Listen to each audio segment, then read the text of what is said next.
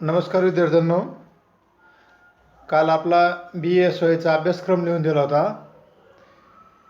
मागच्याच व्हिडिओमध्ये सांगितलं होतं आपण की अभ्यासक्रमाच्या नंतर आपण आपला जो BA सेकंड इयरचा शिवकालीन इतिहास आहे, शिवकाल इतिहास जे पेपर आहे त्याचा आपण सविस्तर चॅप्टर वाईज सुरुवात करू. तर आपलं मित्रांनो की आपलं या पेपरचं पहिलं प्रकरण आहे मराठ्याच्या इतिहासाची साधनं. मागच्याच वेळेस सांगितलं होतं की जसं आपण प्राचीन भारताच्या इतिहासात गेल्या वर्षी फर्स्ट इयरला प्राचीन भारताच्या इतिहासाची साधनं बघितलेली आहेत, त्याच प्रकारे आपण या प्रकरणामध्ये मराठ्यांच्या इतिहासाची साधनं का पाहिजेत. कारण इतिहासाचे जे भाग आहेत आपले प्राचीन, मध्ययुगीन आणि आधुनिक हे 3 भाग आहेत. मग गेल्या वर्षी आपला जर प्राचीन झाला, यावर्षी हा मराठ्यांचा इतिहास मध्ययुगीन कालखंडामध्ये येतो. मग या मध्ययुगीन कालखंडामध्ये किंवा या मध्ययुगीन कालखंडामध्ये शिवकालीन इतिहास आपल्याला हा पेपर आहे किंवा आपल्याला मराठ्यांचा इतिहास म्हणावा लागेल. मग आता मराठ्यांच्या इतिहासामध्ये कोणत्या कोणत्या घडामोडी झालेल्या आहेत. छत्रपती शिवाजी महाराजापासून ते संभाजीराजेपर्यंत किंवा राजाराम पेशवाई किंवा आपल्याला मराठा सत्तेचा आस्त इथपर्यंत आपला हा शिवकालीन इतिहास आहे. परंतु अभ्यासाच्या दृष्टिकोनातून यावर्षी फक्त आपल्याला की शिवाजी महाराज यांचाच इतिहास या पेपरला ठेवलेला आहे. तरी पण आपल्याला मराठ्यांच्या इतिहासाची साधनं एक पूर्ण कालखंडाची पाहावं लागते. आता जसं प्राचीन भारताचं तसेच मध्ययुगीन कालखंड इतिहासाची एक शास्त्रमधून दुर्लक्ष झालेलं बा. या दोन्ही कालखंड इतिहासात शास्त्र शुद्ध आणि वस्तुनिष्ठ असे लिखाण झाल्याचे दिसून येत नाही आपल्याला. म्हणजे कशामुळं? मग या तत्कालीन लोकांना, तत्कालीन इतिहासकारांना लिखाण करण्याची माहिती नव्हती का? किंवा त्यांनी तत्कालीन इतिहास म्हणून इतिहासाचं लेखन केलं नाही का? अशा विविध अनेक आपल्याला अडचणी समोर येतात. परंतु मागील 150 वर्षात मराठ्यांचा इतिहास किंवा मध्ययुगीन भारताचा इतिहास लिखाणात फार मोठी प्रगती झालेली आहे. मग याच्यात अनेक इतिहासकार असत. मग त्यामध्ये आपल्याला गोविंद सखाराम सरदेशच नाव घ्यावं लागेल महत्त्वाचं. विका राजवाडे, इतिहासकार जदुनाथ सरकार, महादेव गोविंद रानडे, डॉक्टर बाळकृष्ण खरे, शेजोळकर, सेतू माधव पगडी, दत्तो वामन पोद्दार इत्यांची आपल्याला फार मोठी लिस्ट आहे. आणि या सर्व इतिहासकारांनी मध्ययुगीन कालखंडामध्ये फार मोठं लिखाण केलेलं आहे. तसंच आधुनिक कालखंडामध्ये मध्ययुगीन कालखंडाच्या शेवटी की आताच्या कालखंडामध्ये की आपल्याला इतिहासकार विजय देशमुख असोत, आप्पासाहेब पवार असोत, डॉक्टर PA गवळे असोत, कमल गोखले असोत, TT महाजन असोत, जयसिंगराव पवार असोत कोल्हापूरचे, सुरेंद्र सेन असोत, अशा अनेक इतिहासकारांनी मराठा इतिहास लिखाणाचं काम केलेलं आहे. मराठ्यांच्या इतिहासामध्ये संशोधनाचं काम केलेलं आहे. मराठ्यांच्या इतिहासाची विखुरलेली ऐतिहासिक ऐतिहासिक कागदपत्र गोळा केलेली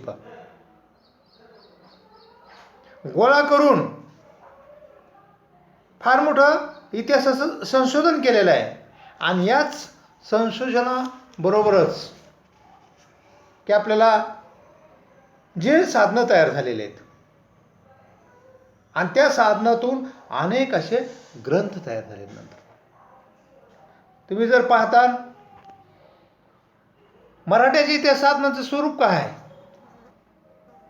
तर मराठ्यांच्या इतिहासाच्या साधनांचं स्वरूप किंवा शिवकालीन इतिहासाचं स्वरूप जर पाहिलं तर आपल्याला साधनांचे दोन प्रकार आढळून येतात.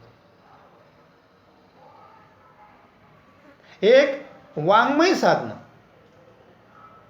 आणि दुसरं भौतिक साधनं. मागच्या वर्षीच आपण पाहिलेलं आहे, वाङ्मय साधनं म्हणजे लिखित स्वरूपाचे विशिष्ट लेखकांनी, विशिष्ट संशोधकांनी लिहिलेले ग्रंथ, संदर्भ ग्रंथ. भौतिक साधनं म्हणजे एखादी वस्तू किंवा वास्तू. या काळात प्रामुख्याने किल्ले येतात, तटबंदी येते, पाणवटे येतात, डोंगर भाग येतो, अनेक भौतिक साधनामध्ये शस्त्रास्त्र येतो आणि ह्या भांडी येतात. या भौतिक साधनाने, या दोन्ही साधनातून आपल्याला एक मराठ्यांच्या इतिहासाचं साधनं दिसून येतं. साधनं म्हणजे पुरावे. मग आपण पाहत असताना सर्वप्रथम आपल्याला वाङ्मय साधनं पाहायचेत. मग वाङ्मय साधनांचे सुद्धा अनेक प्रकार आहेत.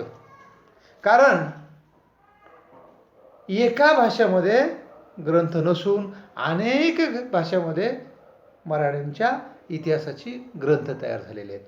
त्या वेगवेगळ्या ग्रंथातून तत्कालीन सामाजिक परिस्थिती, तत्कालीन धार्मिक परिस्थिती, तत्कालीन राजकीय परिस्थिती, तत्कालीन समाज जीवन, तत्कालीन झालेले युद्ध, तत्कालीन झालेले तह, तत्कालीन झालेले विजय, तत्कालीन झालेले आपल्याला राज्याभिषेक सारखे प्रकार, हे सगळे, तत्कालीन शेतीविषयक धोरण, तत्कालीन जलविषयक धोरण, तत्कालीन गनिमी कावा, तत्कालीन स्थापत्य कला, ह्या सर्व प्रकारची आपल्याला माहिती मिळते. मग मराठ्यांच्या इतिहासांचे साधनांचं जर वर्गीकरण केलं तर आपल्याला साधनांचं वर्गीकरण नंबर 1 संस्कृत साधनं आहेत, नंबर 2 मराठी साधनं आहेत, नंबर 3 फारसी साधनं आहेत, नंबर 4 हिंदी साधनं आहेत, नंबर 5 राजस्थानी साधनं आहेत, नंबर 6 कानडी साधनं आहेत, नंबर 7 परकीय भाषेतील साधने आहेत. अशा प्रकारे, किंवा नंबर 8 परकीय प्रवाशांनी लिहिलेले वृत्तांत. अशा प्रकारे वाङ्मय साधनांचे मेन असे आपल्याला 8 ते 9 प्रकार दिसून येतात. त्याच्यामध्ये मग मराठी साधनामध्ये बखरी येतात, सविस्तर पाहूत आपण, किंवा पोवाडे येतात.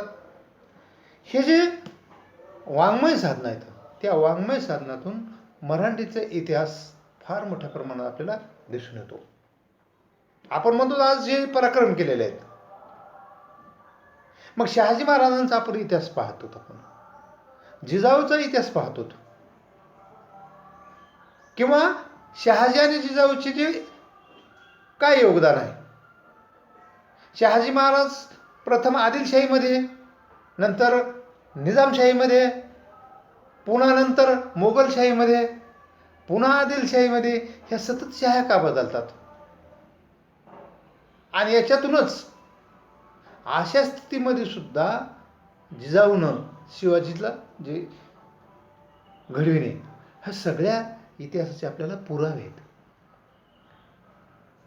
आपल्याला शिवाजी महाराजांचे पराक्रम आहेत, शिवाजी महाराजांच्या वेगवेगळ्या योजना आहेत. उदाहरणार्थ गनिमी काव्यासारख्या, शिवाजी महाराजांचे प्रशासन आहे, किंवा शिवाजी महाराजांचा अष्टप्रधान मंडळ आहे. ह्या सर्व या ग्रंथातून आपल्याला माहिती मिळते.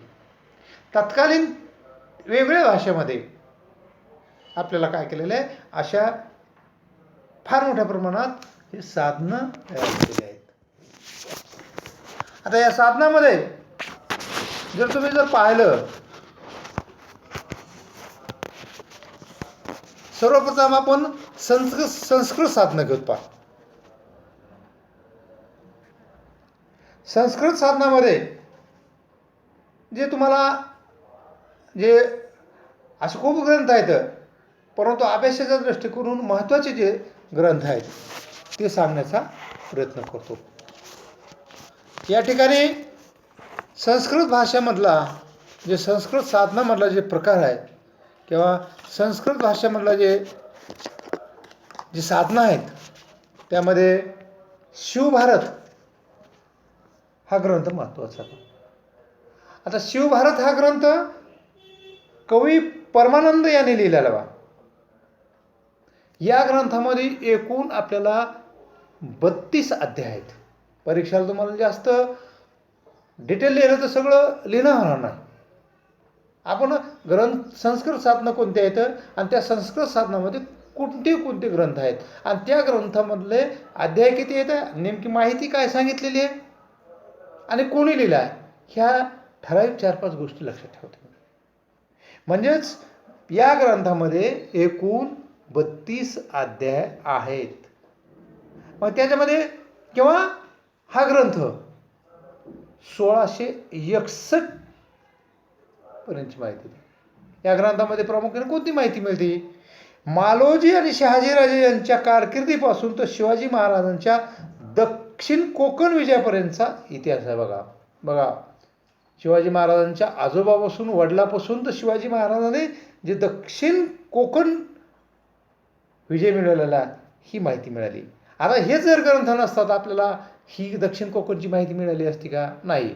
म्हणून हा ग्रंथ कवी परमानंद लिहिलेला शिवभारत हे सुद्धा महत्त्वाचं आहे. यानंतर पहा संस्कृत दुसरा ग्रंथ आहे अनुपुराण. हा काव्य ग्रंथ म्हणून कवी परमानंद यांनी लिहिलेला आहे. या ग्रंथामध्ये भोसले कुळाचा शहाजी राजापासून तर संभाजी राजेपर्यंतचा काव्यमय इतिहास दिलेला आहे.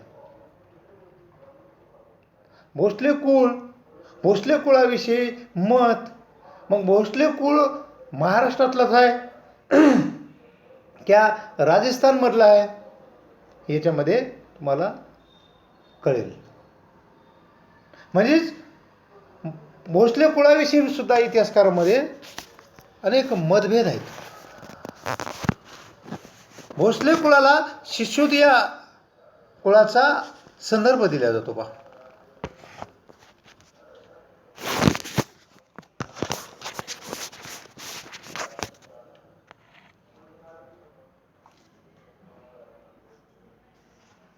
आणि म्हणून असं सिसोदिया वंशमधून भोसले कुळ जन्मास आले का इथले जातात. अशा प्रकारे या अनुपुराण या ग्रंथामध्ये पण आता संस्कृतमधला तिसरा ग्रंथ आहे राधा माधव विलास चंपू. फक्त ग्रंथाचे नाव लक्षात ठेवा. पहिल्या प्रकरणामध्येच थोडंफार तुम्हाला वाङ्मय साधनामध्ये एक वेगळे ग्रंथ असल्यामुळे आणि वेगवेगळ्या भाषेमधले ग्रंथ असल्यामुळे थोडं डिटेल बघावं लागेल, थोडा अभ्यास करावा लागेल तुम्हाला. राधा माधव विलास चंपू हा जे ग्रंथ आहे पहा 1653 ते 1654 याच कालखंडामध्ये जयराम पिंडे यांनी बेंगळूर येथे शहाजीराजाच्या दरबारी मुक्कामास असताना गद्य काव्य लिहिलेलं आहे पहा.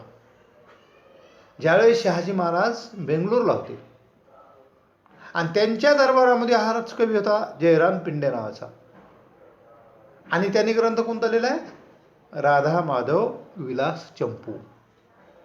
मग या ग्रंथामध्ये नेमकं काय माहिती आहे आपल्याला? या ग्रंथातून शहाजी पोर्तुगीज संबंध, या ग्रंथामध्ये शहाजींच्या स्वाऱ्या, या ग्रंथातून तत्कालीन राजकीय स्थिती, म्हणजे शहाजी आता सांगितले की शहाजी महाराज सतत शाह्या बदलत गेले. आदिलशाही, निजामशाही, मोगलशाही, पुन्हा आदिलशाही, पुन्हा निजामशाही. तसेच भोसले हे मूळचे राजपूत असल्याचा उल्लेख या ग्रंथात आहे पहा. तुम्ही आता सांगितलं होतं की सिसोदिया घराण्यांचा संदर्भ लावला जातो. शिवाजी व संभाजी यांच्यातील संबंधाचा अभ्यास सुद्धा या ग्रंथामध्ये दिलेला आहे. जसं इतिहासामध्ये शिवाजी महाराज आणि संभाजी महाराज जमत नव्हतं, विचार पटत नव्हते. संभाजी महाराज शिवाजी महाराजाचे लांब गेले होते. हे ही जी माहिती आहे अशा वेगवेगळ्या तत्कालीन ग्रंथामध्ये त्यांच्या संदर्भ ग्रंथानुसार त्यांनी टाकण्याचा प्रयत्न केलेला आहे. परंतु काही इतिहासकार पुन्हा म्हणतात की संभाजी आणि शिवाजी महाराज शेवटपर्यंत संबंध चांगले होते. एक संबंध बिघडण्याचं काम जे पेशव्यांच्या कालखंडामध्ये झालेलं आहे, विशिष्ट लोकांनी केला होता आणि तो तसा संबंध दाखविलेला आहे त्यामध्ये. म्हणजे या ग्रंथामधून आपल्याला शहाजीराजाची माहिती, शिवाजी महाराजांची माहिती, संभाजीराजांची माहिती आपल्याला मिळते. बघा आता संस्कृतमधला चौथा ग्रंथ आहे प्रणाल पर्वत ग्रहणाख्यान. प्रणाल पर्वत ग्रहणाख्यान हे सुद्धा जयराम पिंडे यांनी ग्रंथ लिहिलेला आहे. या शिवाजी महाराजांच्या पन्हाळगड कसा काबीज केला याची हकीकत दिलेली आहे. जो पूर्ण इतिहास असतो आणि इतिहासाला जे संदर्भ असतात, जे पुरावे असतात आणि त्या पुराव्यावरून वर्तमान काळाचा इतिहास लिहिला जातो. मग हा ग्रंथ कशासाठी आपल्याला पुरावे म्हणून पुढे आलेला आहे, साधनं म्हणून पुढे आलेला आहे की पन्हाळगडची जी मोहीम होती ह्या ग्रंथामधून. या काव्यात भोसले राजकुटुंबाची रूढी परंपरा चालीरीती इतिहास सुद्धा वर्णन दिलेला आहे. भोसले कुटुंबातील सणवार काय, रूढी कोणती आहे, वेशभूषा कोणती आहे, केशभूषा कोणती आहे, परंपरा कोणती आहे, चालीरीती कोणत्या आहेत, हे सगळं दिलेलं आहे. म्हणून हा संस्कृतमधला चौथा ग्रंथ सुद्धा आपल्याला अभ्यासाच्या दृष्टीकोनातून फार महत्त्वाचा आहे. पाचवा ग्रंथ संस्कृतमधला शिवराज्याभिषेक कल्पतरू. कोणता आहे? शिवराज्याभिषेक कल्पतरू. हा ग्रंथ अनिरुद्ध सरस्वती या कवीने लिहिला. या ग्रंथामध्ये एकूण 234 श्लोक आहेत. मग आता 234 श्लोक आहेत, त्याच्यामध्ये नेमकं कुठली माहिती आहे? गोविंद बर्वे आणि निश्चलपुरी, त्या वेळेस गोविंद बर्वे नावाचे दरबारात व्यक्ती होते आणि निश्चलपुरी जी शिवाजी महाराजांचा जो राज्याभिषेक केला होता, दुसरा राज्याभिषेक, या दोघात शिवाजी महाराजांच्या राज्याभिषेकासंबंधी संबंध दिलेला आहे, संवाद दिलेला आहे. शिवाजी एक क्षत्रिय नसल्याचा त्यांचा राज्याभिषेक हा तांत्रिक पद्धतीने झाला पाहिजे असे निश्चलपुरी या ग्रंथात म्हणतो. कारण शिवाजी महाराजांच्या राज्याभिषेकाला फार मोठा विरोध झाला होता. कुठला विरोध झाला होता? हिंदू धर्मानुसार दोनच वर्ण राहिले होते, एक ब्राह्मण आणि एक शूद्र. मधातला क्षत्रिय आणि वैश्य पृथ्वी 21 वेळा नष्ट झालेली परशुरामाने आणि 21 वेळा क्षत्रियच राहिले नाही. त्यामुळं शिवाजी महाराज क्षत्रियच नाहीत आणि शिवाजी महाराजाला राज्याभिषेक करता येत नाही. बघा, क्षत्रियांचा जो वाद होता फार मोठा आहे. छत्रपती शाहू महाराज सुद्धा विरोध झाला आहे, सयाजी गायकवाडांना सुद्धा विरोध झाला आहे. म्हणजे रावणापासून संघर्ष आलेला आहे, क्षत्रिय आहेत का नाही म्हणून. शिवाजी महाराजांचा राज्याभिषेक करणं आवश्यक होतं, सनद द्यायच्या होत्या, राजा म्हणून घोषित व्हायचं होतं किंवा क्षत्रिय म्हणून आहेत हे सुद्धा सिद्ध करायचं होतं. अशा प्रकारे पहिला राज्याभिषेक झाला आणि त्याच्यानंतर तांत्रिक पद्धतीनं राज्याभिषेक. कशामुळं? ते क्षत्रिय नाहीत. ही माहिती आपल्याला कुठून मिळाली? या शिवराज्याभिषेक कल्पतरू याच्यात निश्चलपुरीचा संवाद सांगितलेला आहे. तिसरा, राज्य व्यवहार कोश. शिवाजी महाराजांच्या आज्ञेनुसार या ग्रंथाची रचना झाली. पहा, राज्य व्यवहार कोश रघुनाथ नारायण हनुमंते यांच्या देखरेखीखाली धुंडीराम लक्ष्मण व्यास यांनी लिहिला. या ग्रंथामध्ये शिवकालीन राजकीय, सामाजिक, धार्मिक, आर्थिक स्थितीची माहिती मिळते. म्हणजे तत्कालीन आपल्याला कशी कंडिशन होती हे आपल्याला राज्य व्यवहार कोश या ग्रंथातून मिळते. नंतरचा 7वा ग्रंथ आहे संस्कृत भाषेमधला राजाराम चरित्रम. 1690 साली छत्रपती राजाराम महाराजांच्या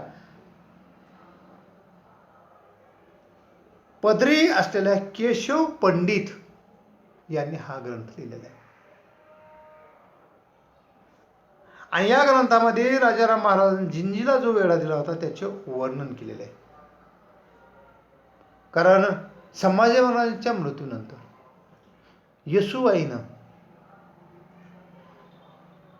घाईघाईने राजाराम महाराजांचा राज्याभिषेक केला आणि मराठ्यांचा छत्रपती वाचवण्यासाठी त्यांना जिंजीला पाठवलं. अशा या ज्यावेळेस राजाराम महाराज जिंजीला गेले आणि त्यावेळेस मोगलांनी काय केलेलं आहे, मोगलांनी जिंजीला वेढा घातला. त्या वेढ्याची माहिती या ग्रंथामध्ये दिलेली आहे. 8वा ग्रंथ आहे दंडनीती प्रकरण. केशव पंडित यांनी लिहिलेला हा मराठा साहित्य महत्त्वाचा ग्रंथ आहे. या ग्रंथामध्ये तत्कालीन न्यायव्यवस्थेविषयी माहिती दिलेली आहे. बघा, प्रत्येक ग्रंथामधून कुठली ना कुठली तरी आपल्याला माहिती मिळते. मग न्यायव्यवस्था कशी होती, न्यायव्यवस्थेचा निवाडा कधी लागत होता, न्यायव्यवस्था कशा स्वरूपाची होती, साक्ष्य पुरावे देऊन की ताबडतोब निकाल दिला जात असत, गुन्हेगारांना लगेच शिक्षा दिली असत. आजची आपण जर न्यायव्यवस्था पाहिली तर आपल्याला 10-10, 15-15 वर्ष न्यायालयामध्ये खटला चालतो. म्हणून त्या कालखंडामध्ये कोणी जवळचा असो का लांबचा असो, न्यायव्यवस्था ही अतिशय पारदर्शक होती.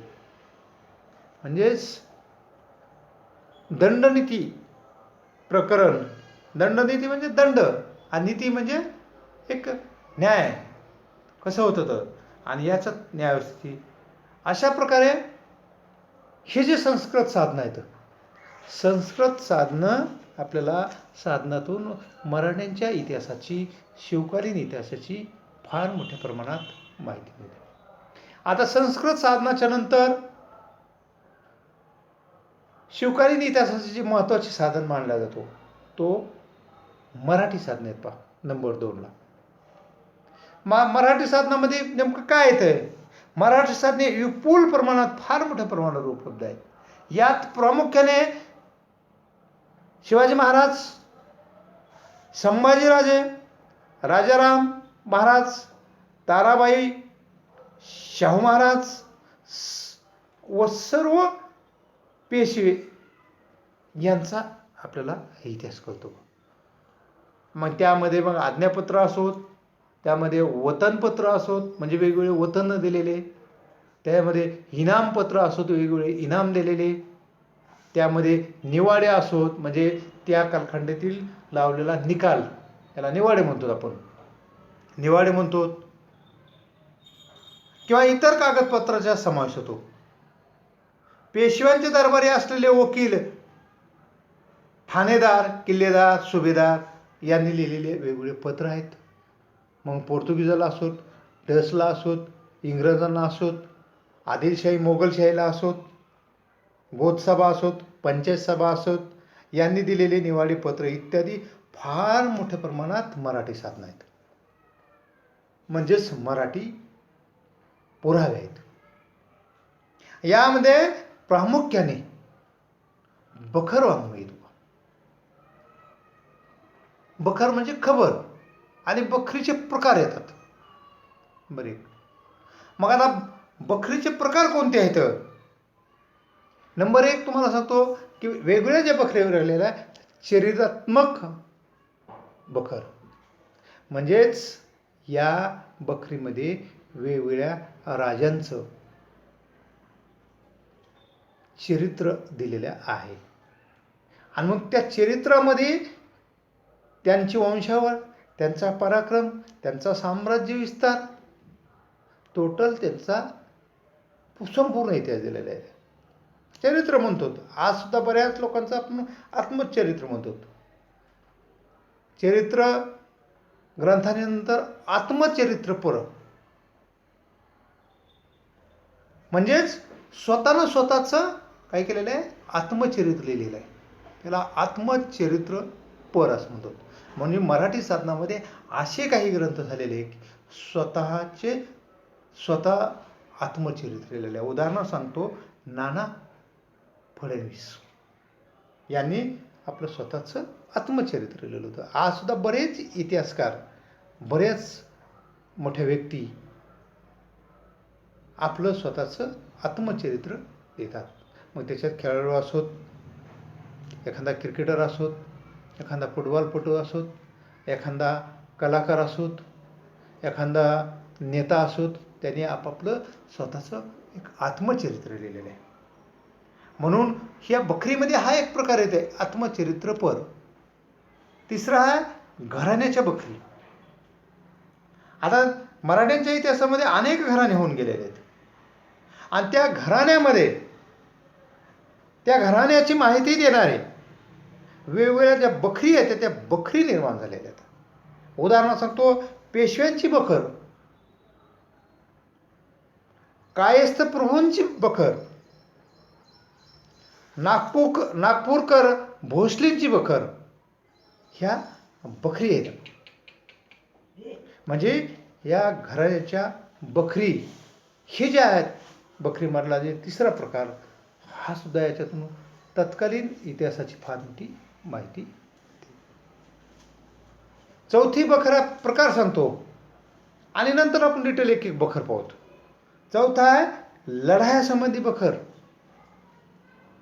म्हणजे विशिष्ट त्या कालखंडामध्ये, शिवकालखंडामध्ये विशिष्ट लढाया, आपल्याला युद्ध म्हणावं लागेल, युद्ध झालेले आहे आणि त्या युद्धाच्या संदर्भात मग कधी झालं, कुठं झालं, कोण हरलं, कोण जिंकलं, कोणाचा पराभव कशामुळे झाला, कोणाचा विजय कशामुळे झाला, ह्या लढाईच्या बखरीमध्ये लढाईचं वर्णन दिलेलं आहे.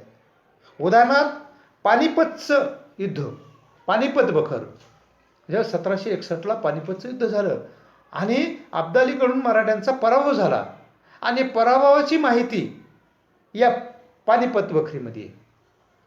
मग कारण काय, मराठ्यांचं सगळं कुटुंब नेलं तिथं, मराठ्यांना 2-2.5 महिने तिथं वेळ घातला, मराठ्यांना सपाटीवर युद्ध करण्याची सवय नव्हती, ही इत्यादी माहिती दिलेली आहे. किंवा खर्डा येथील युद्ध, नगर जिल्ह्यामध्ये खर्डा येथील जे युद्ध होतं त्याची एक सेपरेट बखर आहे. त्या बखरेतून आपल्याला काय कळतं की इतिहासामधले हे युद्ध कधी झाले आणि ह्या युद्धामध्ये पराभव काय झाला, विजय काय झाला, याची कारणमीमांसा आपल्याला याच्यामध्ये, आणि कारणमीमांसा म्हणून हे वर्तमान काळामध्ये आपल्याला ह्या चुका आपल्याकडून होणार नाहीत असे आपल्याला या लढायाच्या बखरीमधून दिसून येतो. किंवा कैफियत म्हणजे गोष्टी म्हणतो, कहाणी म्हणतो, कैफियत झालेली आहे. मग कैफियत बखारीमध्ये भाऊसाहेबांची कैफियत म्हणजे सांगितलेला तर नो इतिहास, कैफियत सांगितलेली आहे आणि त्या कैफियतीतून त्या जे विशिष्ट घटना झालेली आहे त्या घटनेची आपल्याला माहिती मिळते. तो म्हणतो ना आपण आज एक कैफियत सांगतो, मी तुम्हाला ही कैफियत सांगतो. म्हणून होळकरांची कैफियत, होळकर पानिपतच्या युद्धामध्ये गेले, पराभव कसा झाला, त्यांच्या तोंडून घेतलेलं हे जे कैफियत, गोविंदपंत बुंदेलीची कैफियत, अशा प्रकारे. आणि याच्यात शेवटचा जर प्रकार पाहिला आपण बखरीमध्ये तर पौराणिक बखर, पौराणिक म्हणजे पुराणी जुन्या बखरीचा संदर्भ देऊ. अशा प्रकारे मराठी साधनामध्ये जे प्रामुख्याने जे वेगवेगळे ग्रंथ येतात त्या ग्रंथामध्ये बखर वाङ्मय प्रामुख्याने येते. आणि तुम्हाला या ठिकाणी मी बखर म्हणजे काय, बखरीचं स्वरूप आणि बखरीचे प्रकार सांगितलेले आहेत. या बखरीतून आपल्याला कशा प्रकारे इतिहासाची माहिती मिळते, कशा प्रकारे त्या कालखंडातील घटनेची माहिती आहे. उदाहरण मग चरित्र ग्रंथातून आत्मचरित्रपर असोत, घराण्याच्या बखरी असोत, लढायासंबंधी बखरी असोत, कैफियत असो, पौराणिक असोत, अशा प्रकारे हे ह्या बखरी येतात. बखरीमधून तत्कालीन इतिहास तंतोतंत आपल्याला माहिती मिळते. असं जर ह्याचा बखरी जर विचार केला, त्या बखरीचं वर्गीकरण करायचं असलं आपल्याला, तर बखरीचं वर्गीकरण 3 प्रकारे करता येते किंवा करण्यात आलेलं आहे.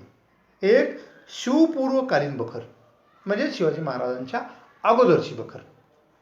दुसरं शिवाजीच्या काळातील बखरी, म्हणजे जे वरचे जे मी 8-9 जे प्रकार सांगितलेले ते अगोदर येऊन गेलेले आहेत. नंतर शिवाजी काळातील सुद्धा बखरी येतात, पेशवे काळातील बखरी.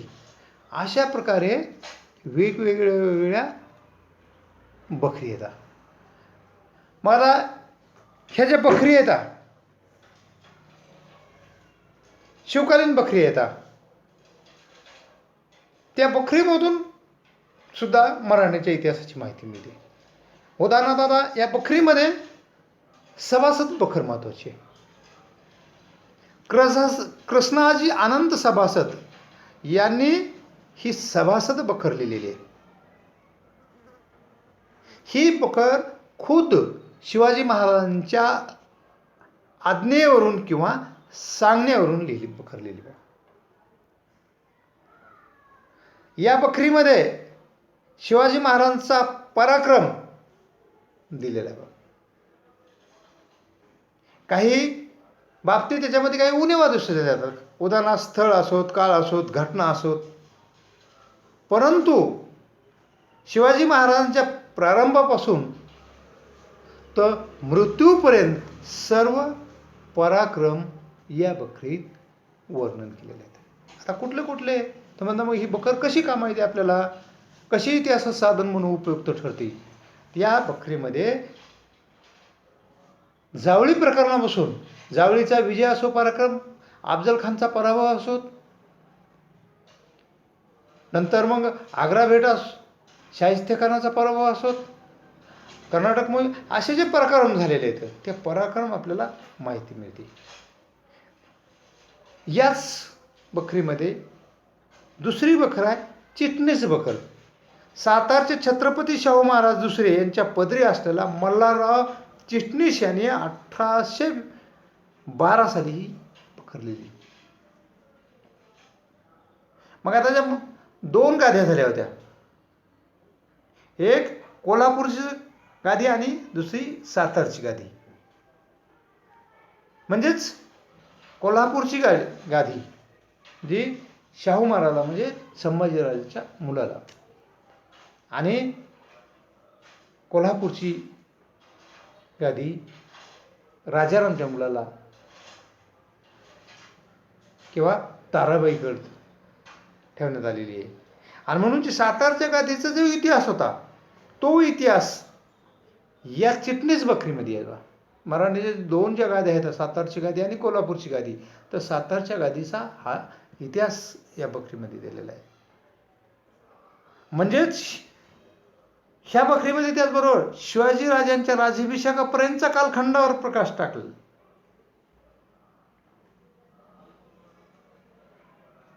म्हणून इतिहासाच्या दृष्टिकोनातून ही चिटणीस बखर सुद्धा अतिशय महत्वाची आहे.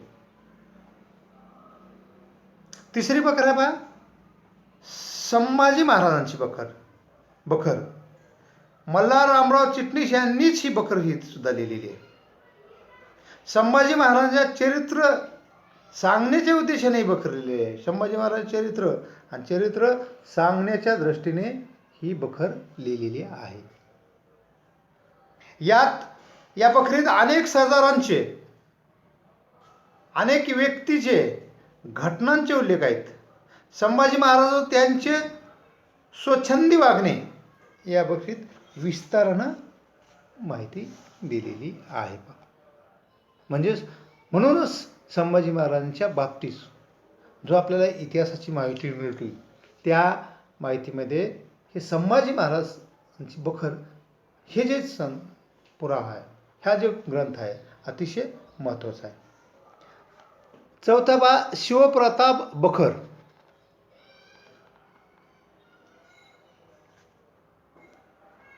म्हणजे शिवप्रताप बखर ही कधी दिलेला 1829ला हा ग्रंथ लिहिलेला. या बखरीमध्ये सुद्धा तत्कालीन मराठ्यांच्या इतिहासाची फार मोठी माहिती दिलेली आहे. यानंतर नंबर 4ला 91 कलमी बखर. 1930 साली इतिहासकार संशोधक वीस वाकसकर यांनी ही बखर भारतवर्ष या मासिकात प्रसिद्ध केली पाहिजे. ही जुनीच बखर आहे, पण ही बखर किती 1930 म्हणजे आत्ताच्या कालखंडामध्ये काय केलेली प्रसिद्ध केली आहे. म्हणजे या शिवाजी महाराजांच्या अष्टप्रधान मंडळातील मंत्री दत्तोजी वाकण वीस जे अष्टप्रधान मंडळ होतं आणि त्याच्यामध्ये जे मंत्री होता दत्तोजी वाकण वीस यांनी ही बखर लिहिली.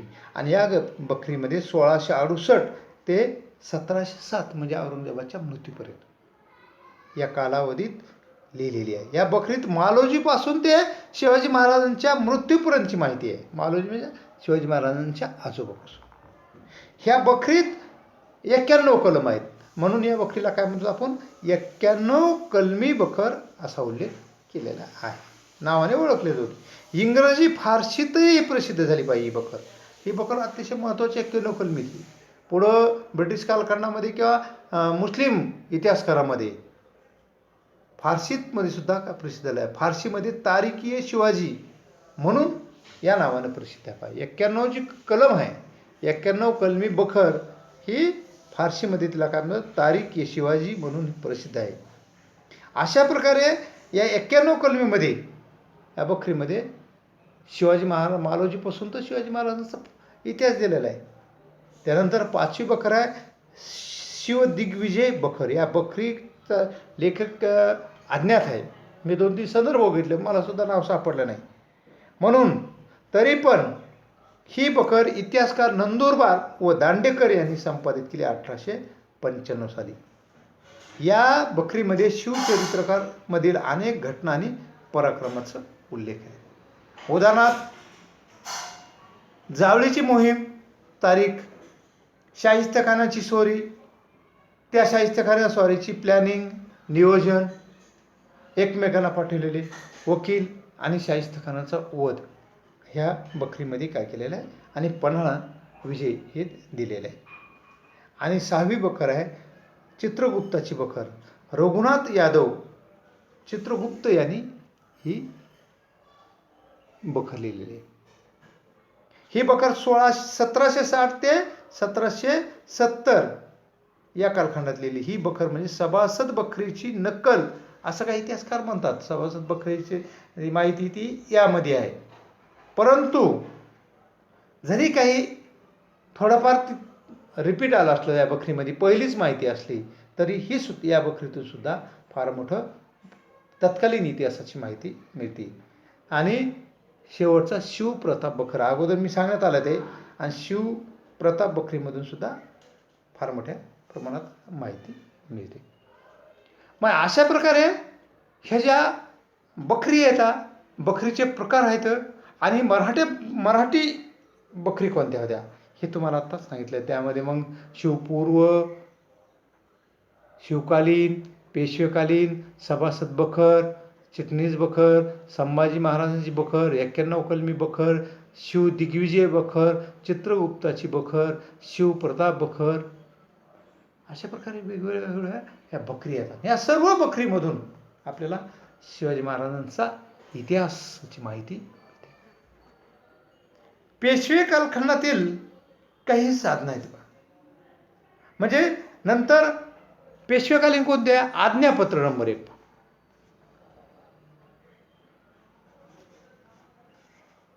या आज्ञापत्र 1715 मध्ये रामचंद्र अमात्य यांनी हा ग्रंथ लिहिला आज्ञापत्र नावाचा.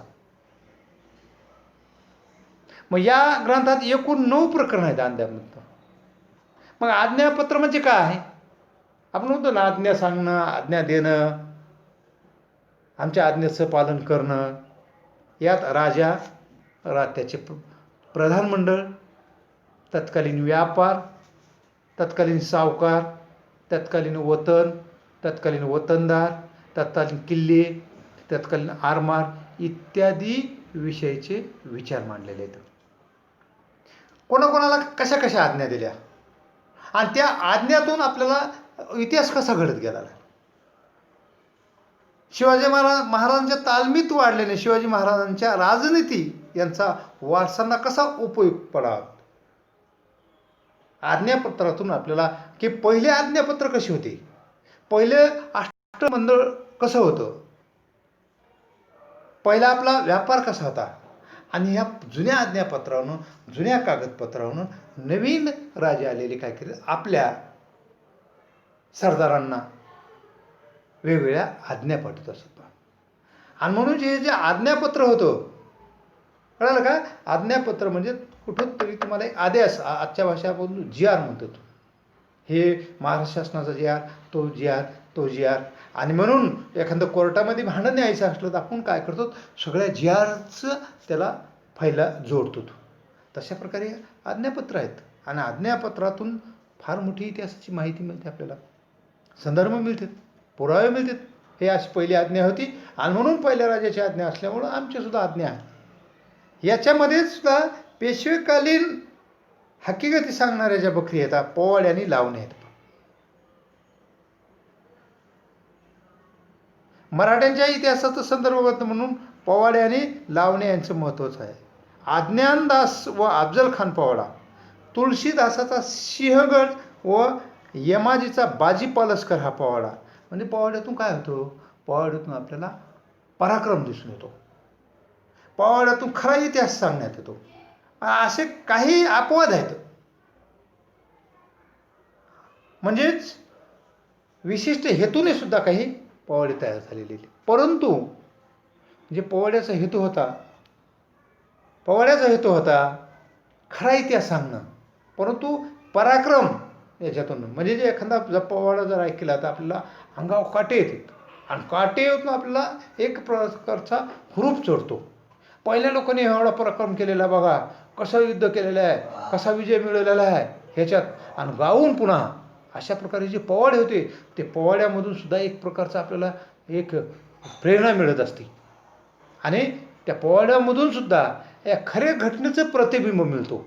म्हणून पोवाड्याने लावण्यासुद्धा आपल्याला आहेत, तत्कालीन समाज जीवनात यथार्थ दर्शन घडविलेलं आहे. मग लावण्याचे प्रकार असोत, सत्य घटनेवर लावण्या असोत किंवा नंतर शृंगार लावण्या आलेल्या आहेत, म्हणून लावण्यामधून सुद्धा फार मोठ्या प्रमाणात इतिहास करतो. आणि शेवटचं आहे आपल्याला रोजनिशी. रोजनिशी म्हणजे आपण आज म्हणतो ना, रोजनिशी, रोजच्या घटना रोज लिहून ठेवणे, त्याला रोजनिशी म्हणायचं. राव बहादूर गणेश चिमाजी वाडे यांनी शाहू रोजनिशी संपादित केली पहा. आणि म्हणून याच्या शाहू महाराजांचा रोज घटनेचा इतिहास झालेला आहे. आणि कालांतरानं जेवढे वर्ष शाहू महाराजांवर राज्य केलं तेवढ्या वर्षाची आपल्याला तत्कालीन त्या रोजनिशीमध्ये माहिती मिळाली. आपण डेली डायरी लिहितो आणि त्या डायरीमध्ये आज सुद्धा काय करतो, आज ही घटना झाली, उद्या ती घटना झाली, उद्या ती घटना झाली, आज हे झालं ते झालं. म्हणजे डेली डायरीतून आपल्याला मागच्या भूतकाळामध्ये, मागच्या काही महिन्यामध्ये, काही वर्षामध्ये काय कुठल्या घटना झालेल्या आहेत हे जे मांडून ठेवलेलं असतं ते कळतंय. तसं रोजनिशी सुद्धा झालेली आहे. रोजनिशीमधून सुद्धा मराठ्यांच्या इतिहासाची माहिती मिळते. मित्रांनो, तुम्हाला या ठिकाणी मी जे वाङ्मय साधना आहेत त्या वाङ्मय साधनामधून की आपल्याला दोनच प्रकार सांगितलेले आहेत आतापर्यंत. कोणते, एक संस्कृत साधना आणि दुसरं मराठी साधना. पण आपण आता पुढच्या व्हिडिओमध्ये किंवा आता येणाऱ्या तासिकेमध्ये आपण मराठीच्या इतिहासाची फारशी साधनं पाहू. आणि तुम्हाला सुरुवातीला जे 9 प्रकारचे 9 भाषामध्ये साधना दिलेले आहेत, त्या प्रत्येक भाषेमध्ये विशिष्ट ग्रंथ तयार झालेले आहेत आणि त्या विशिष्ट ग्रंथामधून वेगवेगळ्या स्वरूपाचे त्या ग्रंथामधून आपल्याला तत्कालीन मराठीच्या इतिहासाची माहिती मिळते. यानंतर आपण पुढचं जे तास शिकायचं आहे त्याच्यामध्ये मराठीच्या इतिहासाची फारशी साधनं पाहू. धन्यवाद.